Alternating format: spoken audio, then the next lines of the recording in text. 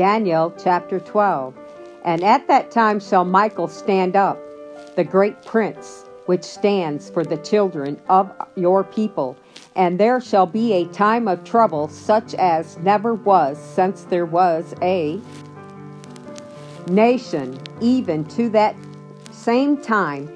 And at that time your people shall be delivered, every one that shall be found written in the book. When this time of trouble comes, every case is decided, meaning probation ends. There is no longer probation, no longer mercy for the impenitent. The seal of the living God is upon his people, this small remnant, unable to defend themselves in the deadly conflict with the powers of earth that are marshaled by the dragon host.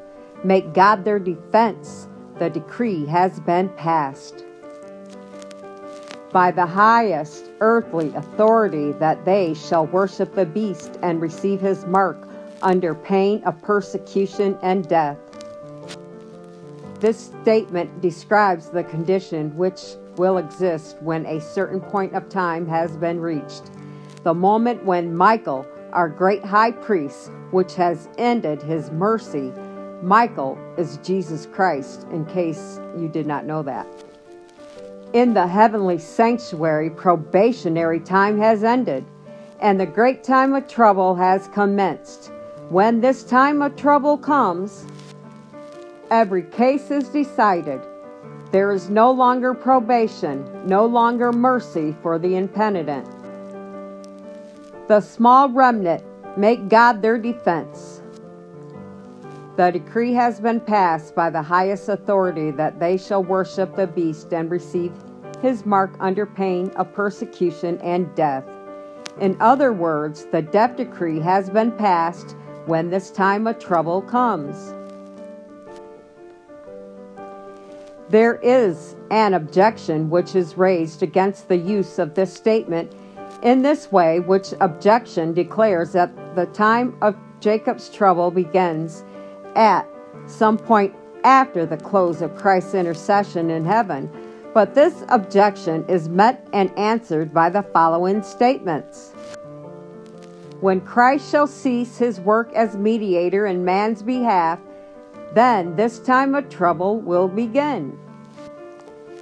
Further evidence that the death decree will be made before the close of probation is found in the following statements. It is in a crisis that character is revealed. When the earnest voice proclaimed at midnight, "Behold, the bridegroom comes, go you out to meet him," and the sleeping virgins were roused from their slumbers, it was seen who had made preparation for the event. Both parties were taken unawares, but one was prepared for the emergency and the other was found without preparation. So now a sudden and unlooked for calamity, something that brings the soul face to face with death, will show whether there is any real faith in the promises of God. It will show whether the soul is sustained by grace. The great final test comes at the close of human probation, when it will be too late for the soul's need to be supplied. Unquestionably, the great final test is a test imposed on the people of the land by the pressure of the death decree. The statement itself indicates that, as it speaks of the soul being brought face to face with death. When does this great final test come? It comes at that point when the judgment is open for the living, and they will have no further opportunity, therefore, to change their position.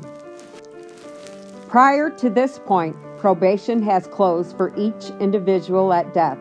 But such individuals' closings are not the close of human probation.